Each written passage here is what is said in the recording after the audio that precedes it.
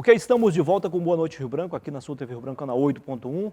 Mais uma vez, obrigado pela sua audiência, você que sempre nos prestigia, seja aqui na capital ou no interior, né? Nós temos aqui o apoio do AraSuper e também do Araújo Mix. O AraSuper é a maior e melhor rede de supermercados do Acre e está brindando seus clientes e amigos neste final de ano com 10 cartões de viagens, no valor de R$12 mil cada. É a viagem dos seus sonhos. Para participar, para concorrer, é muito fácil. Basta comprar acima de R$60 e automaticamente estará já concorrendo, tá bom? Esses 10 valiosos prêmios, no geral são R$120 mil em prêmios para você e por você, ok? Temos também o apoio da Rimaldo Autopeças, peças e acessórios para o seu carro, seja nacional ou importado, funcionando em 2 endereços para melhor servi-lo. Nações Unidas, em frente ao Sede Mobec, é a matriz, a filial na rua Silvestre Coelho, no bairro José Augusto. Nas 2 lojas você encontra qualidade, pontualidade, preço baixo, melhor forma de pagamento e uma promoção especial de pneus e baterias para você. Como a gente sempre faz aqui, pelo menos uma vez por mês ou a cada 15 dias, hoje é dia de Quinta Filosófica aqui no Boa Noite Rio Branco, uma parceria com a CAF, a Academia Acreana de Filosofia, a UFAC, a Faculdade de Sinal e também a FADISE. Os professores escalados para hoje são o professor Valdinei Vicente, ele vai falar sobre ética e bioética também, e sobre a Semana da Filosofia. Ele que coordena o curso de filosofia da UFAC. Seja bem-vindo, professor. Boa noite. Obrigado. Tudo bem? Boa noite. Seja bem-vindo. Muito obrigado. Pela primeira vez aqui na Quinta Filosófica, eu recebo o professor Carlos Gomes, da UFAC. Está fazendo doutorado também. Muito obrigado. Seja bem-vindo, doutor. Muito obrigado. Prazer recebê-los aqui. Prazer nosso, Tá prazer bom? nosso. Professor, vamos falar sobre ética e bioética. Fiquem à vontade. Antes, porém, só lembro que nós teremos um outro evento antes da semana, não é isso? Nos Exatamente. dias 29 e 30, Isso. terceira jornada de estudos medievais, a gente vai falar também sobre isso. Fica à vontade então, professor. Então, para começar sobre a ética, tanto eu como o professor Carlos, a gente gosta e se dedica à pesquisa nesse campo. Então, a ética, ela remonta aos gregos, vem do termo ethos, que significa caráter, moral também. E aí nós temos o termo latino, que é o correspondente do termo grego, que é mores, que significa também caráter e costumes. Então, são 2 conceitos muito utilizados hoje. Geralmente, a gente utiliza o termo ética, mas para códigos de ética, comissões de ética, comitês de ética. E, mais recentemente, nós temos cunhado o termo agora, na segunda metade do século XX, bioética. Que aí o professor Carlos vai falar um pouquinho sobre a questão da bioética, a origem, né? E por que não ficou apenas esse termo ética, mas a partir da segunda metade do século XX, cunhou-se um novo conceito, o conceito de bioética. Legal. O senhor tocou num assunto importante. Um dia você viu uma discussão, alguns amigos falando sobre caráter, o fato de ter ou não caráter. Eu disse, não, todo mundo tem caráter. Só que aquele que a gente acha que não tem caráter é um mau caráter. Mas é um caráter, não deixa de ser uma qualidade. Exatamente. É porque a ética, ela diz respeito a fazer o bem e evitar o mal, né? E essas práticas, por exemplo, toda vez que você tem uma má conduta, por assim dizer, que você, de certa forma, tem um caráter um pouco perverso, né, ou mal, isso vai se sedimentando. Então, a constituição do caráter vai, segundo Aristóteles, se cristalizando, digamos assim, na medida em que você vai fazendo coisas ruins, coisas perversas, você vai se tornando um mau caráter, né? Na medida que você faz boas atitudes, bons atos, né, você vai constituindo um bom caráter. Para o telespectador não confundir, ou ser confundido, tem qualidade e má qualidade. É por isso que dizem que quem tem personalidade tem mais que uma qualidade. É uma virtude, né? E aí, professor? É uma satisfação estar aqui no teu programa. Satisfação nossa recebê-lo aqui. Essa questão da ética e bioética, ela tem nos fascinado já há muito tempo, tanto que o meu primeiro estudo que eu fiz na área de pós-graduação para doutorado foi nesse campo. E a questão da ética, o que significa essa ética que o Valdinei colocou e por que nasce o tema da bioética moderna, que é uma coisa dos nossos dias. É um tema, inclusive, que muitos cursos de graduação estão colocando nos seus currículos para estudar. No passado recente não tinha. Isso. No Brasil, a gente tem um proliferar, digamos assim, um crescimento disso. Mas faltam professores habilitados para ministrar esse currículo, esse componente curricular. Na UFAC nós temos já em vários cursos, medicina, psicologia, eu creio que educação física, nutrição, começou a colocar nos seus currículos, filosofia também colocamos. E ele trabalha com o quê? Quando é que nasce a bioética? É quando a ética em si, ela não deu mais conta, entre aspas, de tratar alguns temas. Porque no mundo grego, que o Valdinei colocava, você pode ser ético quando tem o outro, mas o outro era um ser humano. Numa ilha sozinho, numa ética grega, nós não poderíamos ser éticos, porque nós estávamos só, isolado. Um homem só numa ilha não poderia ser. Nem precisa ter um comportamento ético. Exato. Isso era dentro da compreensão do mundo grego. Quando vem o mundo moderno, ele vai dizer, não, pera lá, mas você tem contato com animais, você tem contato com o meio ambiente.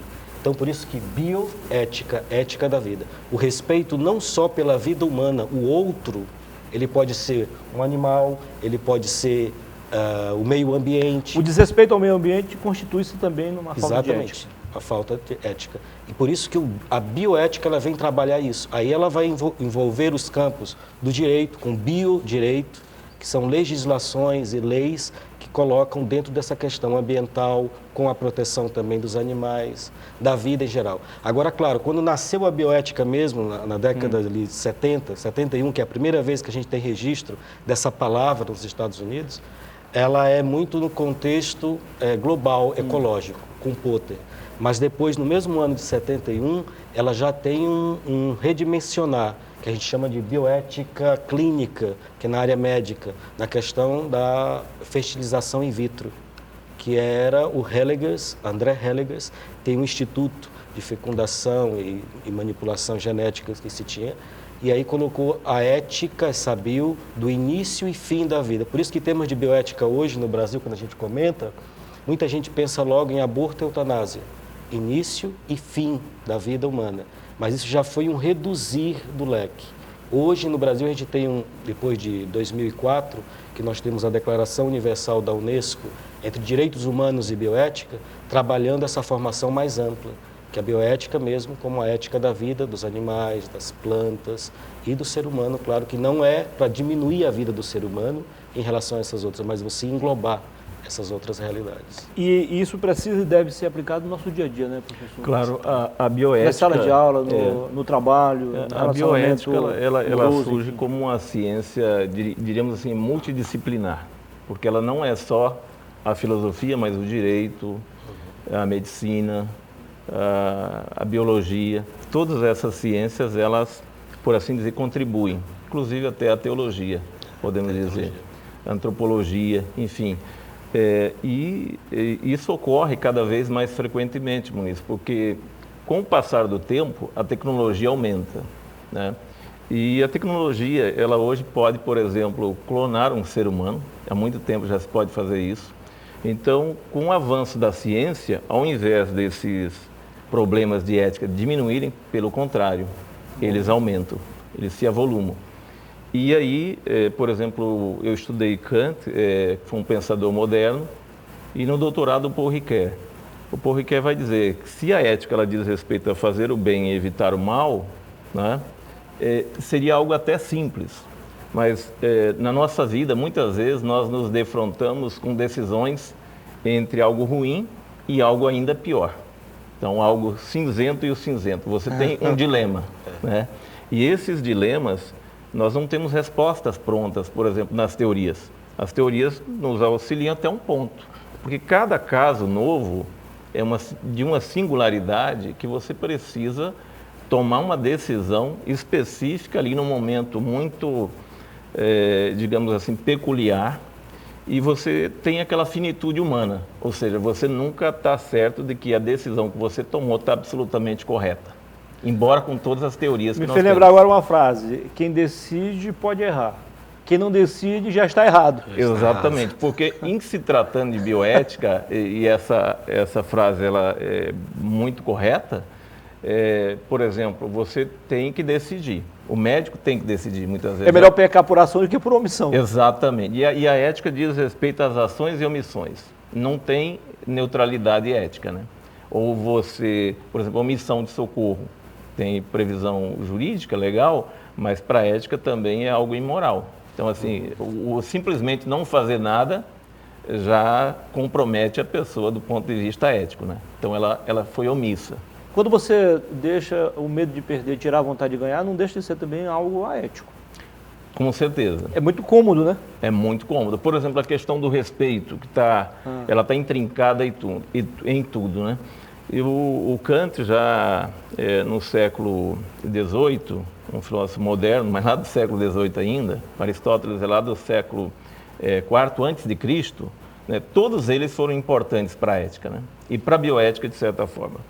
Então, o que ocorre é que, com relação à ética e às decisões morais, muitas vezes você tem um tempo que é exíguo, um tempo curto para decidir, né? E a recusa em decidir já configura o erro.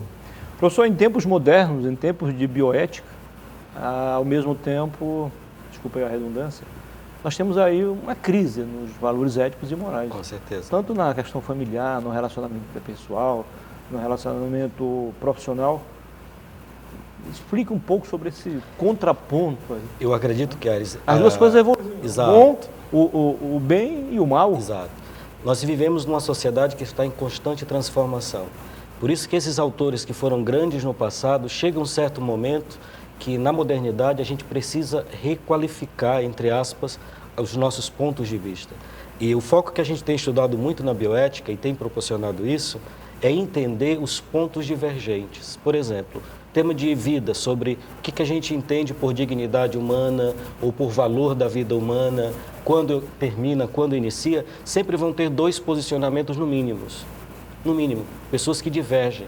Mas eu creio que, por isso que a bioética é interdisciplinar, nessa sociedade que está transformando, que a família não é a mesma, que aquilo que a gente aprendeu que era bom, hoje já percebe-se que tem outras avaliações e tentar entender o ponto de vista divergente. Por isso que na bioética nós temos, até 2005, no mundo, a gente tinha duas claras posições, que era chamada bioética principialista, que só tinha um doutorado nos Estados Unidos, Nova York, e nós tínhamos outra bioética chamada personalista, que era na Europa, em Roma, Regina Apostoloro, que foi onde eu cursei e fiz os meus estudos.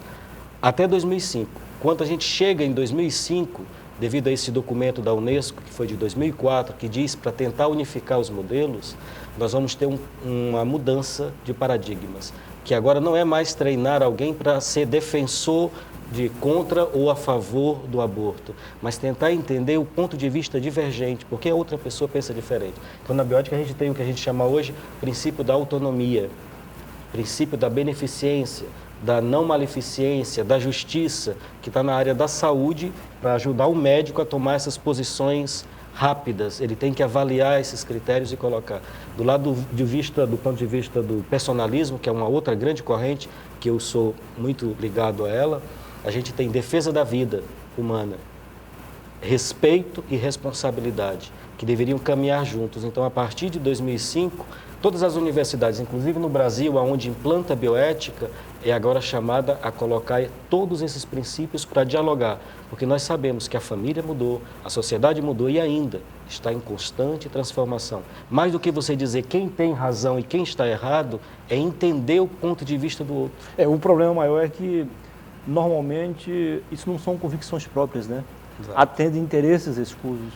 Aí é que cria-se outro Mas problema. Até entender isso já é muito importante. Sim, com certeza. Quando o programa começa a ficar bom, acaba. Exato. Eu quero agradecê-lo, mas o senhor ainda tem tempo para falar sobre a terceira jornada de estudos medievais. De estudos medievais. Nós temos na UFAC agora, a terceira jornada de estudos medievais, está vindo conosco participar esse ano dessa edição, o professor Jamil Iskandar, que ele é, no Brasil, um dos grandes especialistas da filosofia árabe. Então, ele é metade árabe e metade, digamos, é brasileiro, mas também especialista, descendente da cultura árabe, está vindo ficar conosco 29 e 30 nessa jornada de estudo. Quem tiver a oportunidade de participar, será um momento ímpar para o Acre. Serão 2 dias? 2 dias. O horário?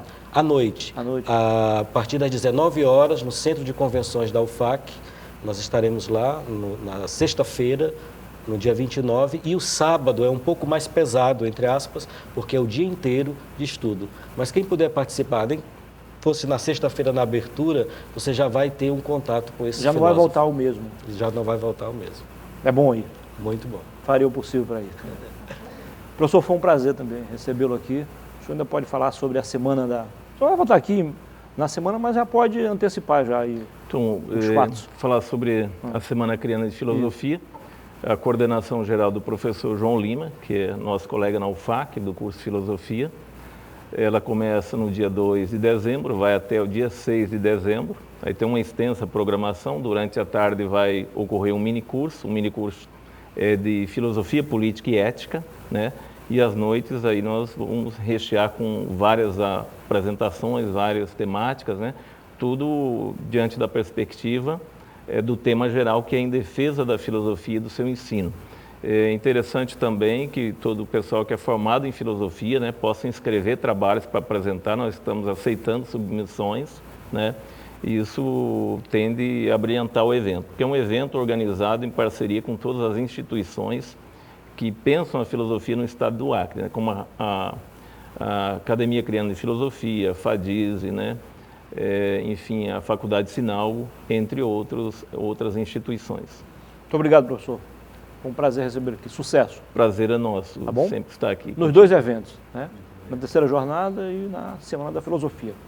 Registramos aqui as presenças, digo, da presidente da CAF, professora Peregrina, da professora Solange, também é filósofa. É isso? Vai estar aqui com a gente também em breve. Volta a ter um pouquinho mais de coragem.